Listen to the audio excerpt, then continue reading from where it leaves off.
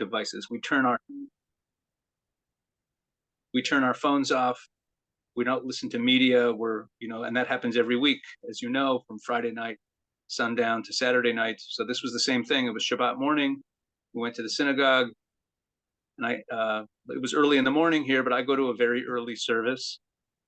And in the middle of the service, the what's called in Hebrew the Gabbai, the sexton, made an announcement. He announced to the whole congregation that there were air raid sirens going off in other parts of the country, as deep as Tel Aviv, and that there were many attacks, and that we should be prepared for an air raid siren. And he gave instructions of what to do in that event.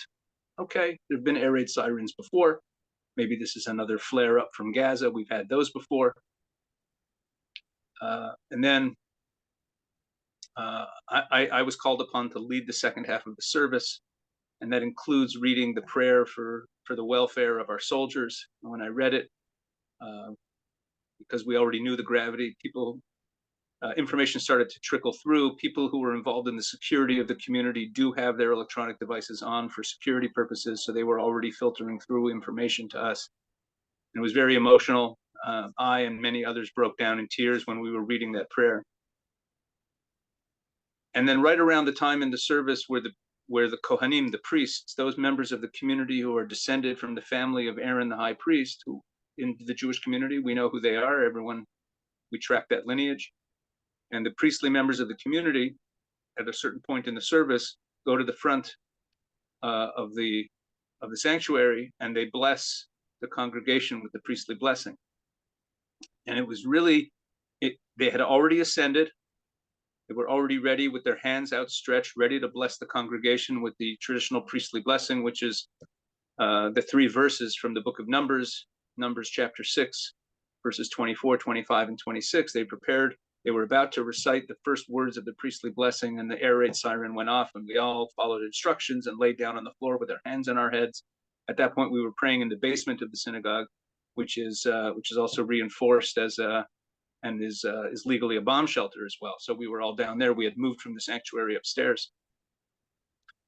Eventually, there were 2 air raid sirens in quick succession. We eventually resumed the service, and when those opening words of the priestly blessing were declared by the priests, by the Kohanim, and if any of you know those verses, the opening words of the priestly blessing are, "May the Lord bless you and keep you and protect you." Really, Yishmerecha in Hebrew means to protect.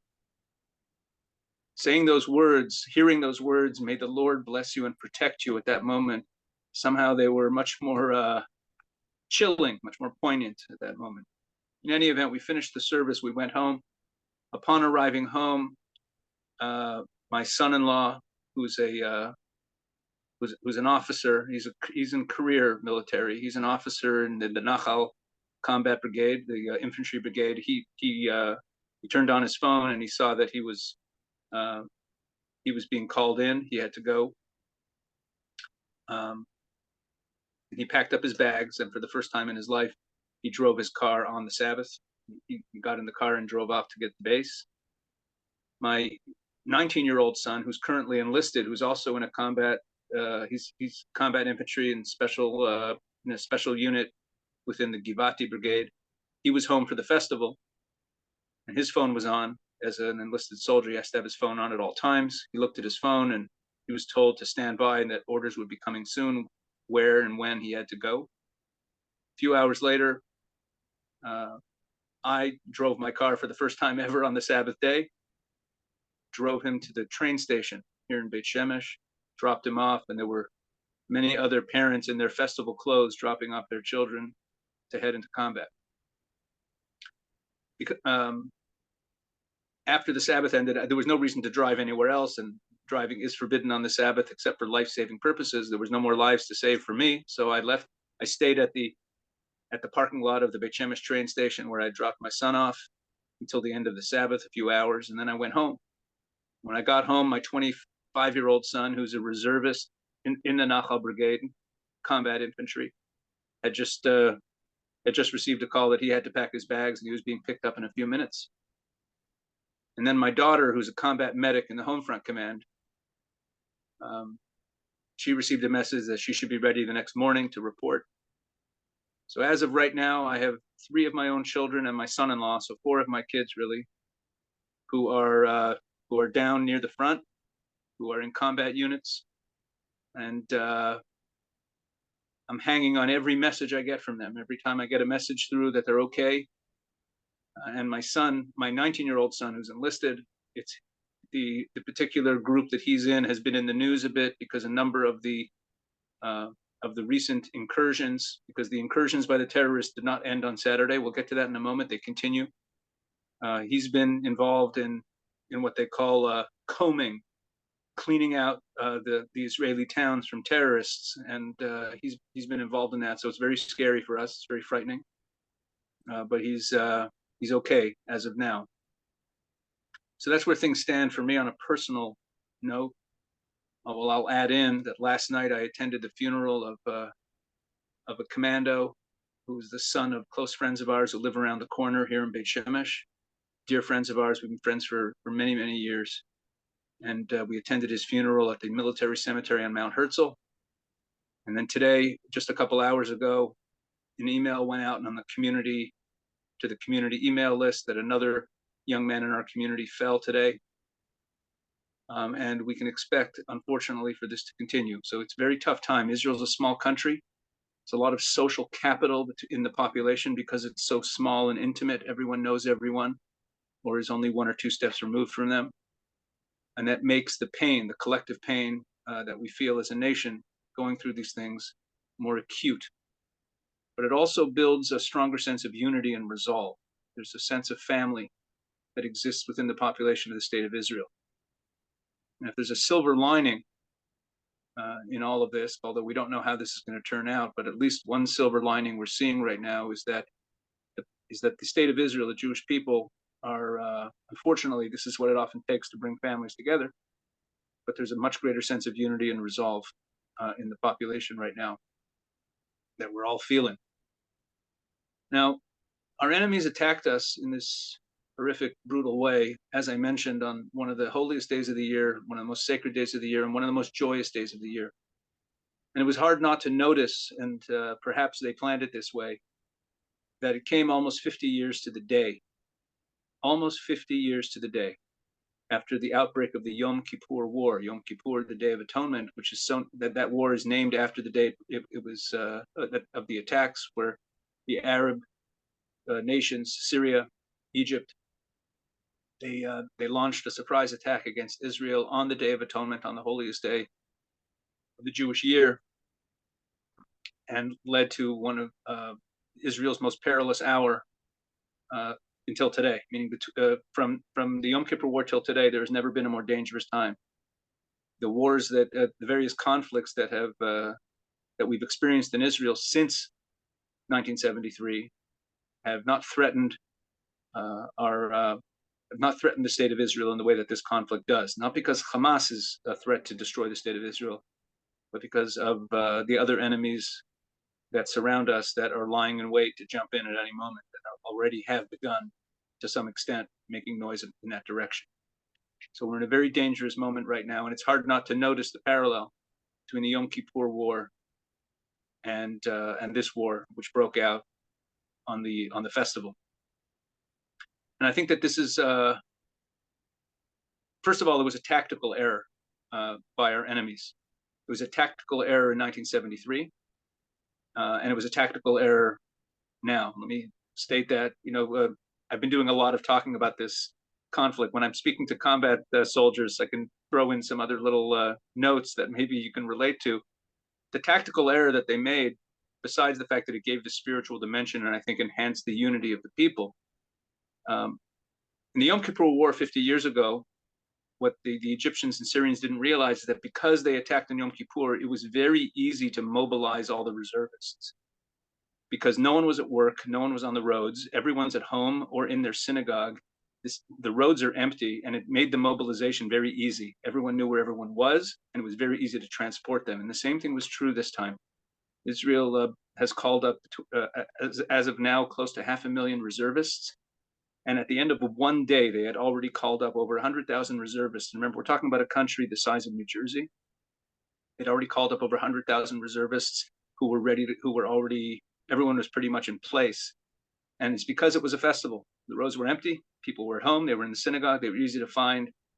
And so that was a bit of a tactical error, although I don't know if it matters so much in this conflict, considering when the ground troops are going to go in. But I digress.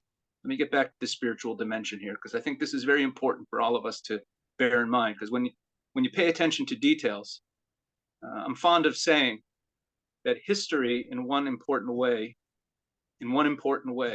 is the opposite of everything else in the world. Here's what I mean. With everything in the world, pretty much, the more details you know about it, the better you understand it. But with history, one of the things that can happen, of course, you have to know historical details. You understand them very well. But what I mean by is proximity. I don't mean knowing details. The more proximity you have, if I spend a lot of time with someone, I know them better than someone who knows them from a distance. But one of the things that happens with historical events is that when we're living through them, because we're living through them and we're involved in the details, we can lose perspective. And we tend to understand historical events much better from distance. Can you still hear me? Yeah, okay. We tend to understand historical events much better from a distance. You know, for example, who understands the fall of the Roman Empire better? People who lived through it, or those of us who study it and can see it from a distance? When you live through something, you see the headlines every day, you see the details, and those details can obscure what's really happening. And we get lost in them, we get obsessed with them. So I want to take a step back, take a 30,000-foot view, and understand what we're really witnessing here, because it's actually quite simple. The people of Israel have had enemies who want to destroy us throughout our history. It is nothing new. We know that. We even enshrine it in our liturgy, reminding ourselves of that fact. We know, and there's enough historical record that is known to all of you as well, about attempts to wipe out the Jewish people. It goes all the way back to biblical times. When the nation of Israel left Egypt in the book of Exodus, Egypt was decimated by 10 plagues by God. And then right after that, the Egyptian army was drowned at the bottom of the Red Sea after God performed the most unbelievable miracle in the splitting of the sea, destroyed the Egyptian army. And it was after that, after all of that, as we read in the book of Exodus, Amalek attacked the nation of Israel. The Bible tells us that they attacked the weakest among them, the most vulnerable among them. And you have to ask yourself a question: what was Amalek trying to accomplish? Did they really think, after 10 plagues on Egypt and the splitting of the sea, destroying the Egyptian army, that they were going to be successful in taking down the nation of Israel? Did they think that after what God did to Egypt, they wouldn't suffer at all? And the answer is painfully simple. Amalek did not think they were going to destroy the nation of Israel. That's why they just attacked the weakest ones. They didn't think they were going to destroy the nation of Israel. Their goal was twofold. Number one, their goal was to kill as many members of the nation of Israel as possible. Murder. Their second goal was to prevent the nation of Israel from proceeding on their journey to inherit the promised land. And then we see a series of wars in the book of Numbers of nations, Midian and Ammon, Og and Sihon, trying to prevent the nation of Israel from entering the land of Israel and taking possession of it. And if we boil things down to their most basic, that's what we have today. We have a population that is fueled by an ideology that seeks to kill as many Jews as possible. And this is not spin.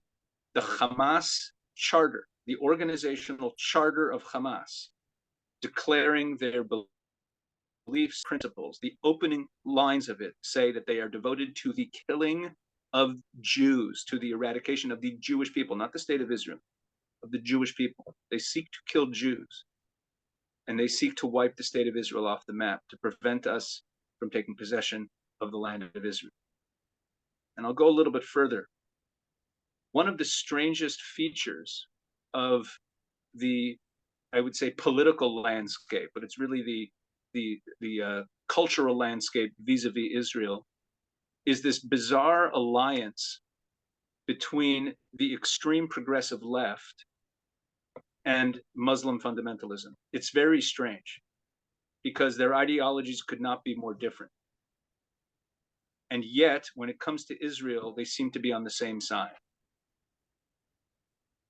And that doesn't seem to make a whole lot of sense until we recognize what they have in common. And I'm sorry, Judy, if I get a little political. These are tough times, so you'll nothing I say should reflect on Heroes to Heroes. So for anyone who's if I say anything that that politically makes you uneasy, just blame the bad guy in Israel. We okay? Are we okay? I see a soldier on the screen. Should I stop talking? Hello? Oh no, keep going. Okay, fine. All right. So I just saw someone else. Okay. Yeah, we So have also Evyatar Cohn is just joined us, and I know Oh, some good. people were looking for him. So but he's here, thank God. Thank God. So I wanted to share this perspective. When you look at the landscape and you see these strange bedfellows of progressive leftists, atheists, and Muslim fundamentalists who, frankly are very opposed to progressive leftist ideology themselves, why are they in the same camp on this? So from my perspective, this rabbi's opinion is that they share one very important thing in common. They both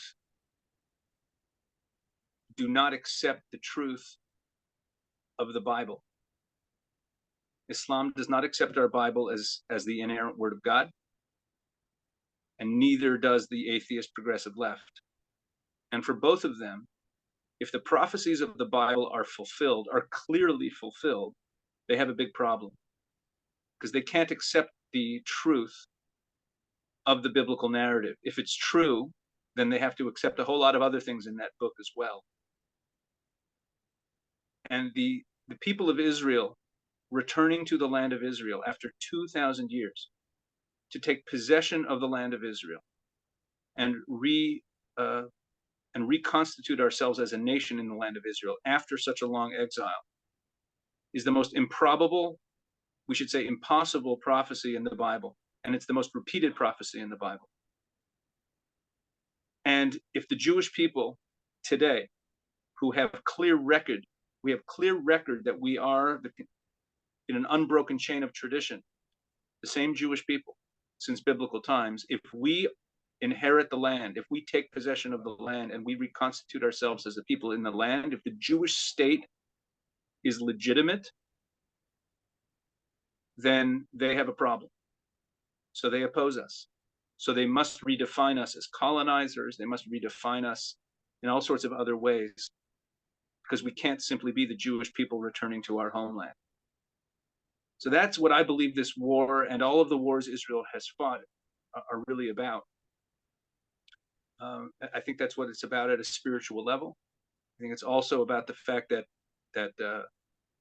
along the same lines, these Hamas terrorists who share the same ideology, it's a different name, but they're the same as ISIS. They have the exact same beliefs. They come from the same worldview. Their goal is to destroy everything having to do with Judeo-Christian civilization, with Western civilization. And the biggest bone in their craw, the biggest thorn in their side is the state of Israel located in their region of the world. So they want to get rid of us. Now, I want to talk a little bit about the current situation. Although the big news was what happened, and unfortunately the major attack happened on Saturday, there is a perception out there that that's over with, and now we're all talking about what happened. It's still going. We should understand that it's still going on. Right before I got on this call, I was watching the news just to see the latest, and there were more incursions into Israeli towns by terrorists coming across from Gaza. The battles within Israeli cities are ongoing. They're not as much as they were, but they are ongoing. Meaning we have not fully cleansed the area of terrorists, of Hamas operatives. I don't, whether or not we call them terrorists or we call them the Hamas army, I don't know what to call them at this point. but those incursions are ongoing. Another important point about what's happening on the ground is that there have been today, I'm saying within the last couple of hours, there have been air raid sirens going off and rockets being shot down in the north. It just seems to be a smattering, but the big fear is what's going to happen up there. The Hezbollah has about 200,000 missiles pointed at Israel, many of them long-range missiles. Israel is a country that can be described, it's often described by Israel security experts as a country of 100 targets. We're a small country, and with certain key population centers. So it's not, it's a terribly dangerous situation. Now, in terms of what Israel has to do, what we are going to do.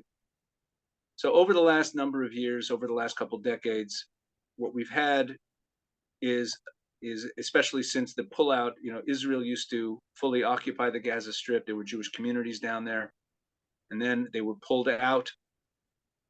It's almost 20 years ago now, and they were pulled out of there. And ever since then, it's been pretty much self-rule in the Gaza Strip. And soon after Israel left the Gaza Strip, the population of the Gaza Strip elected Hamas as their leadership. And that's a very important point to remember also in conversations about what's going on there. Hamas is not a rogue terrorist organization. That's the way they're being treated in the media, as this rogue terrorist organization that are the brutal dictators of the Gaza Strip. Now, I don't live in the Gaza Strip. I have some covert contact with a couple underground churches there. That's about the extent of my contact with people in the Gaza Strip. However, that said, there is no real credible indication that the population of the Gaza Strip is opposed to the Hamas leadership's aims vis-a-vis Israel and the Jewish people. So it might be, I want to be very clear. Again, this is my opinion. If you don't like my opinion, you can just blame me. Don't blame Judy. But we have to be very clear-eyed about the situation that we're dealing with here. This is an elected government. Hamas is the elected government of the people of the Gaza Strip, and all indications are that they support this government's actions.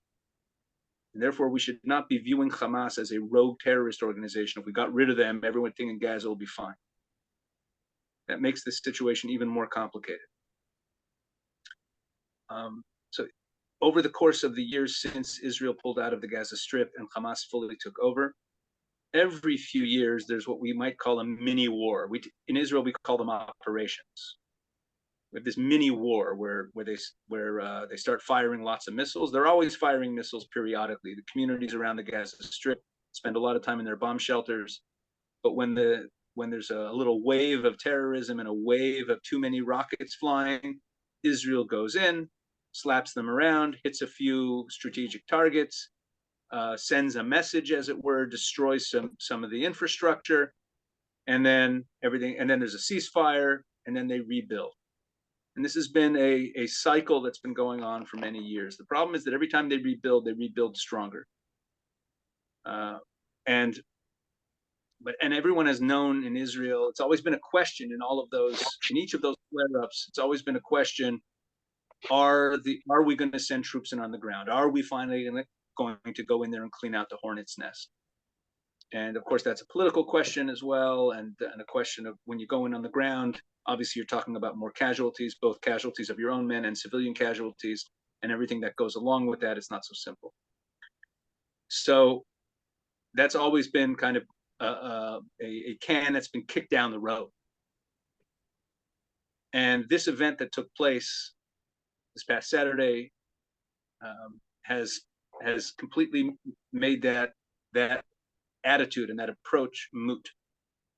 There is no one in Israel, not on the left, not on the right, no one. There is no one in Israel who is advocating for anything other than the complete and utter destruction of Hamas right now. And when I say no one, I mean no one. You will not find a voice in Israeli media anywhere that is advocating for anything other than the destruction of Hamas. And I want to explain why.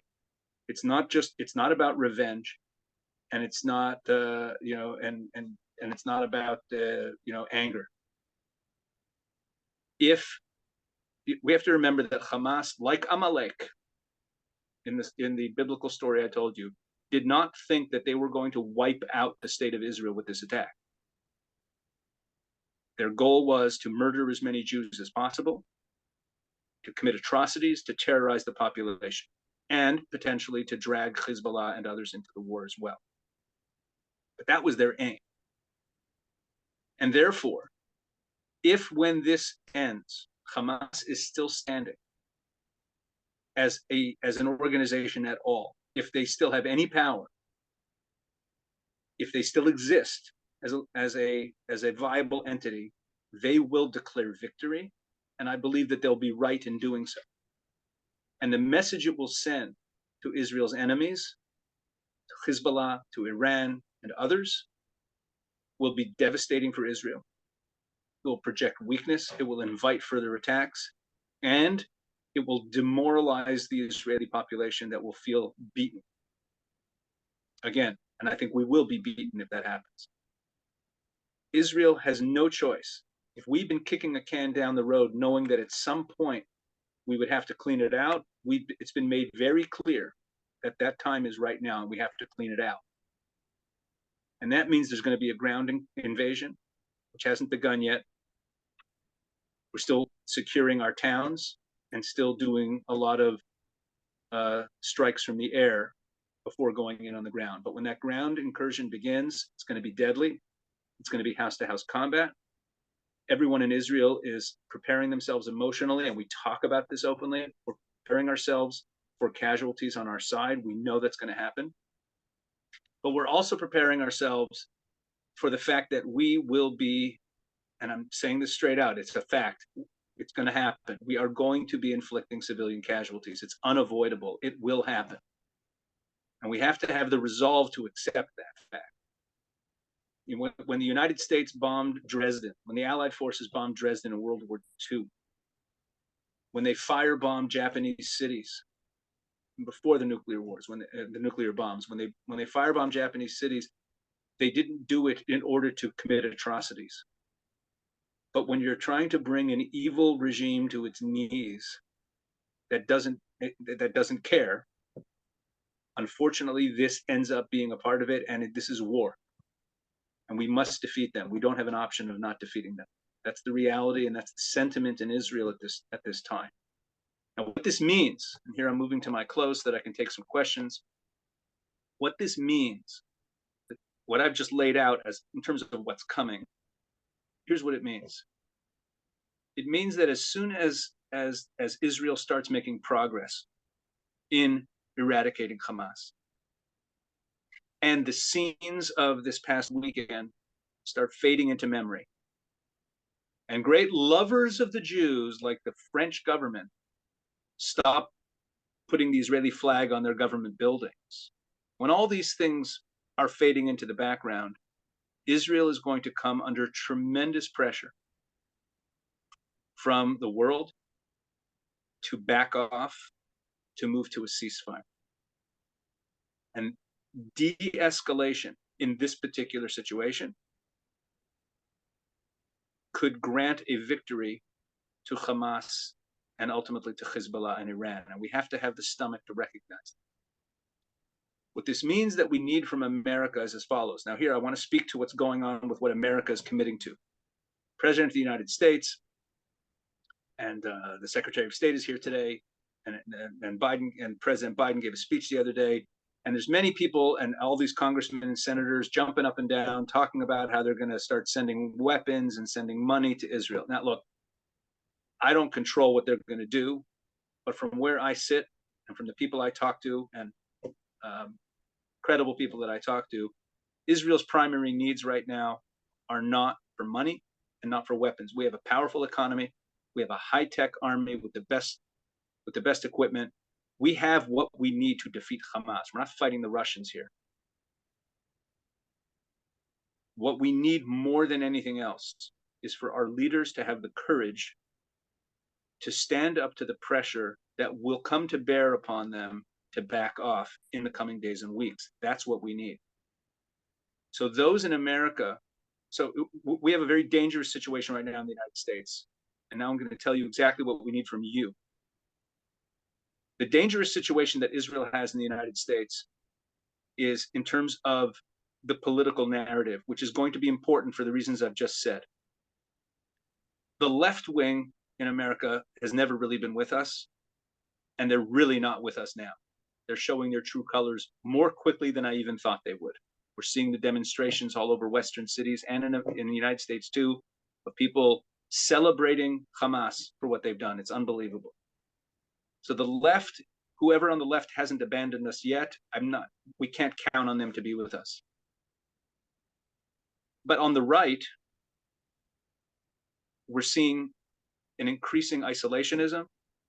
And I'm a big proponent of the America First movement, by the way. I'll just tell you where I am politically. I agree with them. I think that the United States should not be shoveling billions of dollars into foreign countries while its own economy is collapsing. But that sentiment, which is justified, and again, I'm going to say again, Israel's primary need is not for money. If you want to stand up and say, I support Israel, but I don't want Congress sending money, I believe that that's a pro-Israel position. You could feel comfortable taking that position. The United States should not be sending weapons, should not be sending money, and should never send any boots on the ground. Israel has never accepted any foreign personnel fighting any of its wars, and it never will. And that's doctrinal. Israel will never do such a thing. And therefore, also, if you hear voices from friends of yours saying, oh, I don't want America to get entangled in some other Middle Eastern war for 20 years, that's not what this is. And that's never what it's going to be. And no one's asking the United States to do that. If the United States offered personnel, Israel would reject. That has to be made very clear in all of your, as you discuss this with people. We cannot afford to lose those on the right because they view this as another Ukraine or see this as something that's irrelevant to America. It's extremely relevant to America. It's the same fight. And again, we need a public voice supporting Israel as we do what we need to do in the coming days and weeks. Because because of the pressure, we fail to complete the job, the results will be disastrous. I'm going to stop talking now. Let me just say thank you, Judy, for mentioning my podcast. I do a weekly podcast. I'm a rabbi, of course, and I do a weekly podcast with my podcast co-host, Pastor Doug Reed. He's a pastor up in upstate New York of a large church up there, and we bring on different guests. We've had Heroes to Heroes alumni on. We've had Judy on the podcast. And we discuss a wide range of issues that relate to Israel, Jewish-Christian relations, or just issues of faith and culture. It's all issues that matter to people of faith. It's a weekly podcast. Again, it's called Shoulder to Shoulder. You can find it on all podcast platforms. Our most recent episode that just went up 2 days ago is actually about the war, and we have the opening segment is a breakdown of what took place on Saturday from the IDF spokesman's office, from a young lieutenant there. And then we had a military expert analyst on to discuss some of the strategic issues that are involved there. You might get a deeper understanding of what took place. You can go there and listen to the podcast. You'll hear a much more detailed account of what took place. I'll leave it there, and I'm willing to take questions. And Judy, I could stay on as long as you want if you want this to go over. Okay. There were a couple questions for clarity. Someone had a question about the difference between the Palestinian people in Gaza and Hamas, and how you differentiate that. And then I guess on the West Bank side, because there's a total different side, to talk about that. And then after that, but please post your questions in the chat. And I'd also like to talk about some of the spiritual rabbi. How do we reconcile what happened on Saturday and what is going on with God? I guess that's kind of my question, and I that's a tough one, and I threw you the billion-dollar question. But the first question, if we could talk a little bit about the Palestinians versus Hamas versus Mahmoud Abbas, and Sure. Abu Okay. Mazen and all that. Yeah. Yeah. Okay. So first of all, Hamas. When we talk about the Palestinian people in Gaza, um, are those who live in Gaza, and there's a much bigger issue that should be discussed at some point. It's far beyond the scope of this conversation, which has to do with the history of a fuller history of these areas, and the concept of Palestine and a Palestinian people, which really should be fleshed out. It's a very complex issue. Uh, just to put it in short, there's this narrative that there had been this nation called Palestine with Palestinian Arabs that had been there before the Jews came in, and there had never been such a nation. There was never a nation by that name. In terms of how the populations got there, there's a much bigger issue here, which I'm not going to talk about. But let's just talk about the dynamics of the different parts of the Palestinians as they are today. But I put Palestinians in quotes. So the Palestinians in Gaza, as I said, that's a population. The Palestinians in Gaza and the Palestinians in the West Bank are essentially the same people. They're an Arab population that's within the borders of Israel. Obviously separated. Gaza is adjacent to Egypt, and the Judea and Samaria, known as the West Bank, is adjacent to Jordan. They're on opposite sides of the country, but it's essentially a similar population.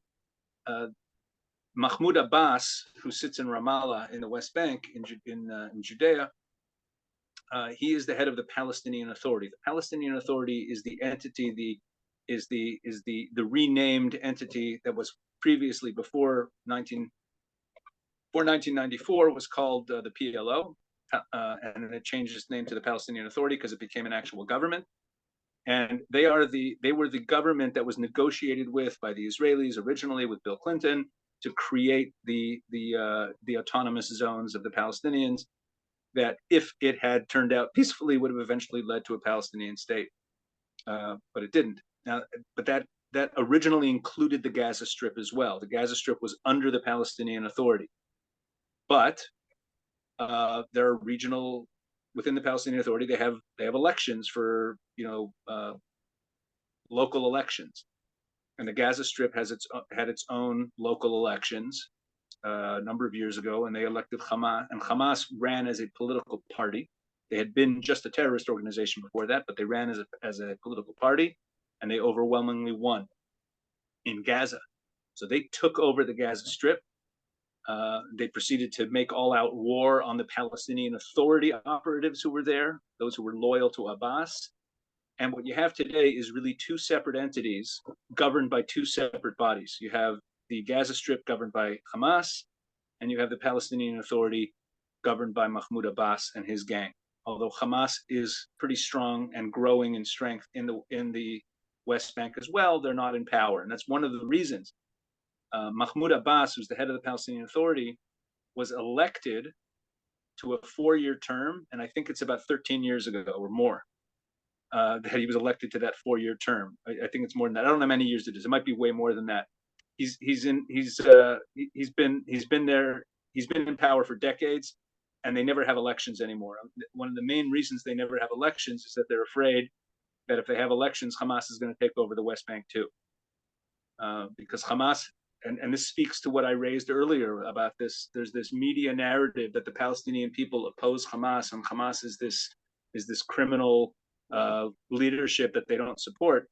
The fact that the Palestinian Authority doesn't have elections because they're afraid of Hamas winning speaks to something about the Palestinian population that has to be dealt with.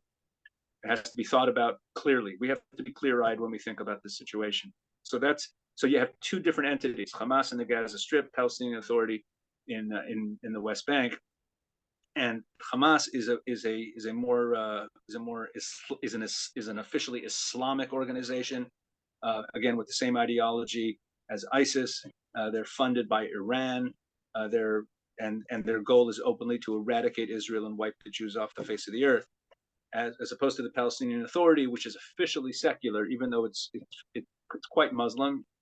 I could introduce you to my to my pastor and priest friends in cities in the West Bank, and I'm friends with a lot of them. My work is Jewish Christian relations in Israel. That's what I do. So I'm friendly with a lot of the Christian leadership, and they'll tell you firsthand that it's the Palestinian Authority is also Muslim, but they're not Muslim fundamentalists. They are more moderate, more pragmatic, and so things are more peaceful there. They're less radicalized. Now, this also, I'll point out parenthetically, whenever you hear people talking about a two-state solution, about Israel negotiating to have a Palestinian state side by side with the Jewish state, the first question you should ask them is, which Palestinians should Israel negotiate with? Should they negotiate with the Palestinian Authority, or should they negotiate with Hamas? And if they negotiate with the Palestinian Authority, does that mean that the Palestinian state includes Gaza or doesn't include Gaza? As soon as you ask the person that question, usually they shut up because they don't know what to answer, but it just shows you how complex the situation is. So it's a very complex situation, but I hope that gives you a little bit of just an understanding of who the players are. Now, as to Judy's question about how do we understand this, how do we reconcile what happened there? So I'm not one, theologically speaking, I'm never one to take atrocities committed by humans and turn to God and ask why. Because that's not a question for God, it's a question for man. God gives us free will, and when He gives us free will, as much as that sounds like a nice thing, it has a dark side too. He meant it. He meant it when He gave us free will, and it means that we can commit atrocities. It also and human beings have been committing atrocities against each other for a long time. But it doesn't. For me, atrocities per se do not pose a theological question, but they do require moral clarity and a bit of moral courage to face them. Because one of the Achilles heel of good people is that good people have a hard time looking evil in the face and recognizing that evil is evil. So what good people tend to do when we confront people who do evil things is we project our goodness onto them, and we say, well, they must be motivated by this, or they must be motivated by that, and maybe if I give them better jobs, they'll stop hating me, and maybe and we tend to do that, and then we can reach a point where we get a real wake-up call and realize that there are people who really believe evil things, and it's the job of those people who are good to eradicate evil from the face of the earth. I think another way to get some clarity on what we're witnessing here is, for those of you who read the Bible, just read Psalm 83. Read it carefully, and I think that Psalm 83, which by the way is the psalm that is read, it was chosen many years ago to be read at the funeral of every fallen soldier. It's not read at normal Jewish funerals, but it's read at the funeral of every fallen soldier in the IDF. It's worth reading, studying, and I think it contains a lot in there that speaks to the spiritual dimension of what we're experiencing right now. Psalm 83.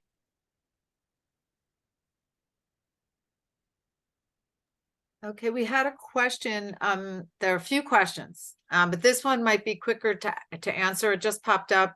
What would you read in the Torah? In terms of dealing with this situation? Yeah. Well, that's what I quoted earlier, the story about Amalek. We have to remember, there's a very interesting phrase, once I'm mentioning that, in the story with Amalek, at the end of the war with that, it doesn't say we defeated them, it says we weakened them. It says that the people of Israel weakened Amalek, but then there's a declaration made that let me just pull it up on my screen here, if you don't mind. I'll pull it up on my computer so I can quote the verses properly. What chapter is that? Exodus 17, I think. I'm not good at remembering chapters. I think it is. Yeah. There's there's also Exodus 17. Okay, go ahead. Exodus 17. So at the end, so what happens is, again, for people who don't necessarily know the stories, you should read your Bible. Again, the people of Israel, soon after they crossed the Red Sea, Amalek came out to the desert where they were, attacked them. The Bible says as follows: that God said to Moses called upon Joshua to lead the army to fight back, and they fought back. And then at the end of the story, after the war is over, it says, the Lord said to Moses, write this on a scroll as something to be remembered, and make sure that Joshua hears it, because I will completely blot out the name of Amalek from under the heaven. Moses built an altar, and he said, hands were lifted up against the throne of the Lord. And now listen to this last line that Moses said. This is a declaration that Moses made at the altar that he built right after the defeat of Amalek, right after the war with Amalek. Is the Lord will be at war against the Amalekites from generation to generation. The Lord will be at war with the Amalekites from generation to generation. Now, what's the point of that statement? We're never going to forget. We're going to vengeance. I believe the point of that declaration is as follows. The Amalekites, as I said, attacked the people of Israel where they had nothing to gain from it. They weren't going to defeat the people of Israel. It was an insane thing to do. We weren't invading their territory. We weren't even adjacent to their territory. They traveled out into the desert. We weren't threatening them. They traveled out into the desert to attack us. We were not attacking.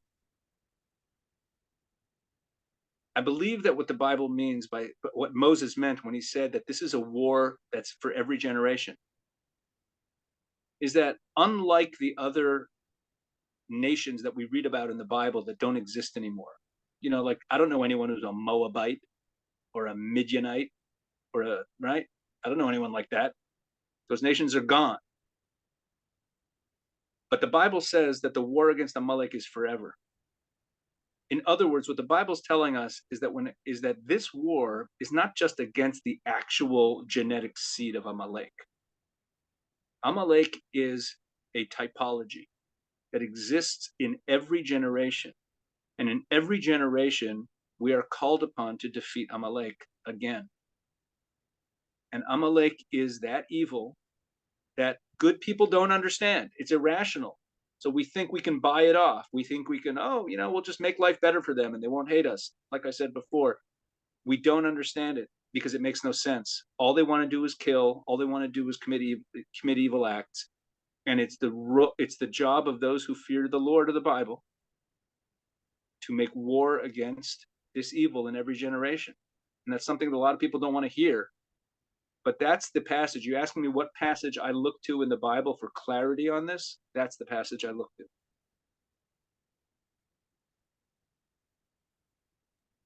Thank you. Now, other questions that are coming up, a lot of people have brought up to me before today and now very much today. What can we do? We're heroes to heroes.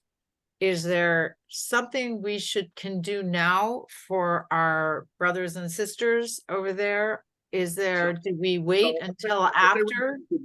I have an idea. I have an idea specific to heroes to heroes. Okay.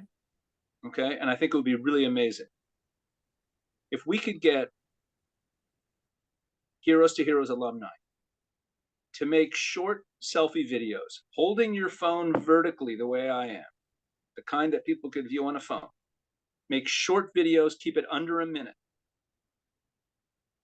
and just introduce yourself also with your military identity, like in terms of who you are. Mention that you're a combat vet and that you stand with Israel.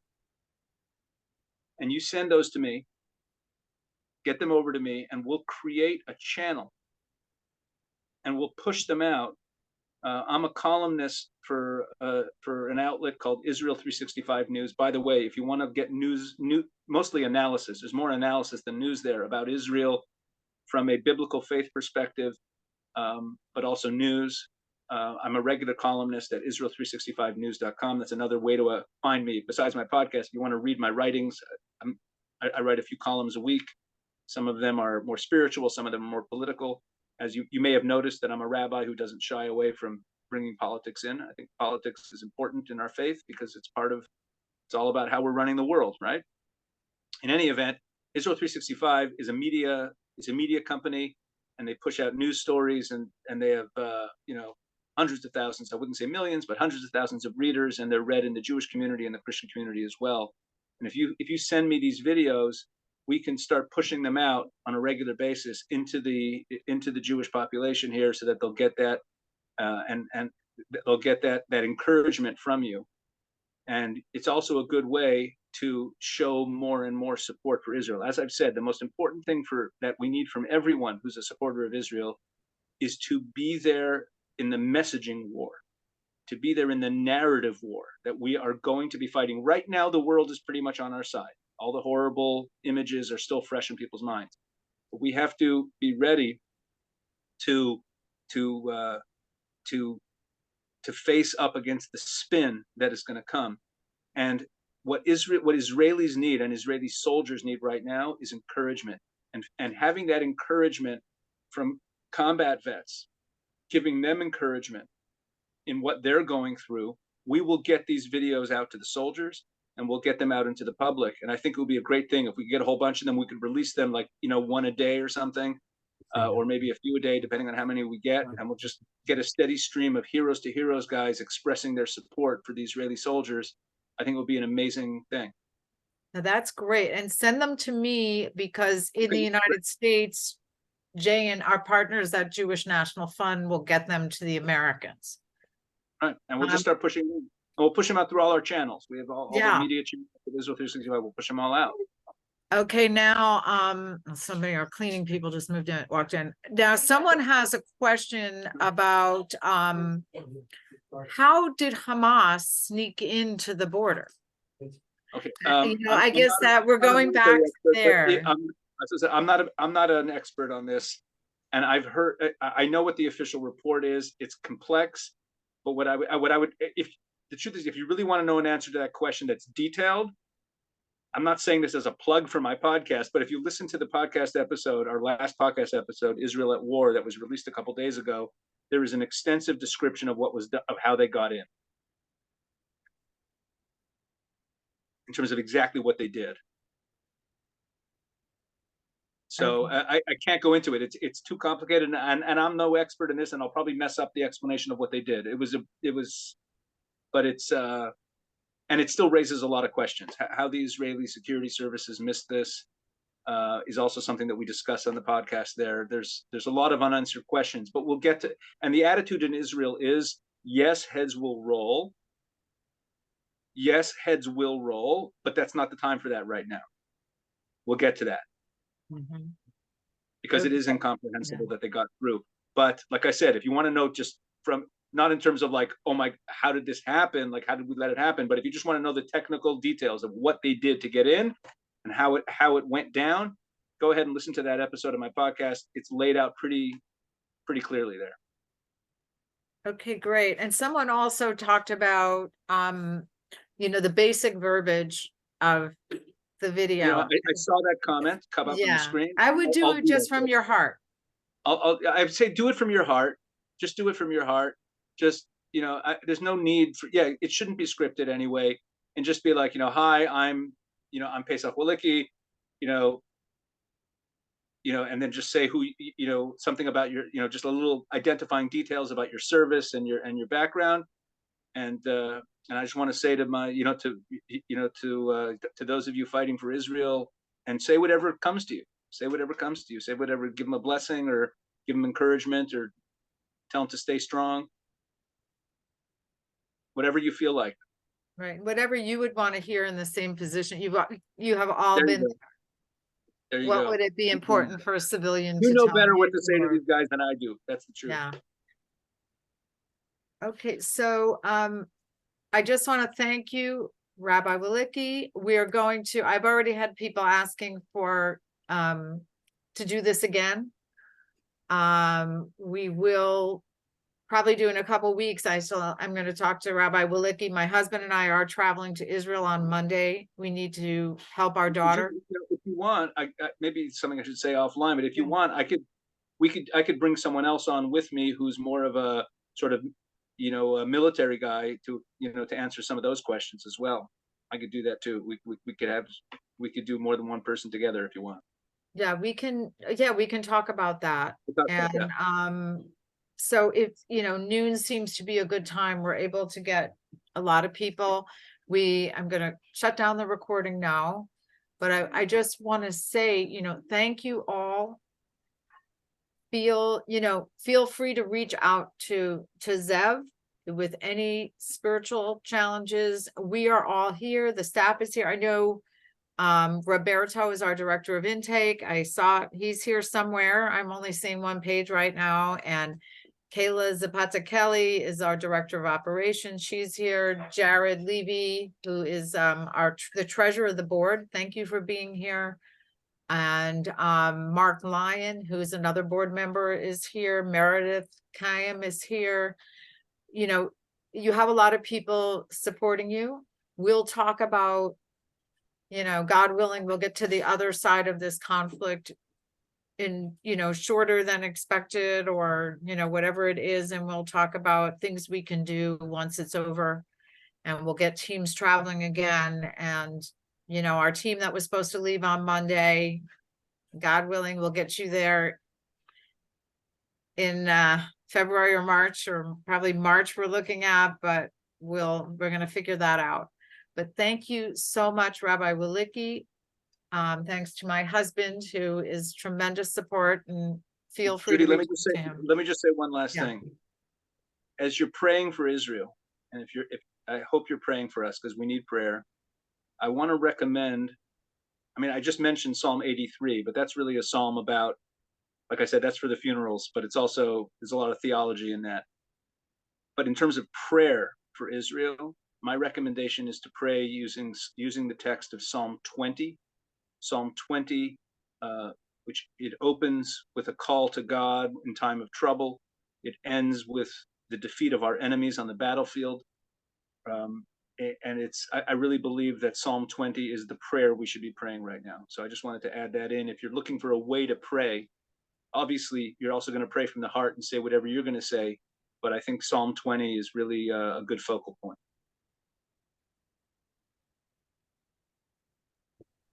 Okay, great. Thank you all so much. And we have our marching orders, and we'll be in touch with meeting number 2. So, Right, but thank you all, and just be safe. And thank you for your prayers, and for just all you've done and all you continue to do.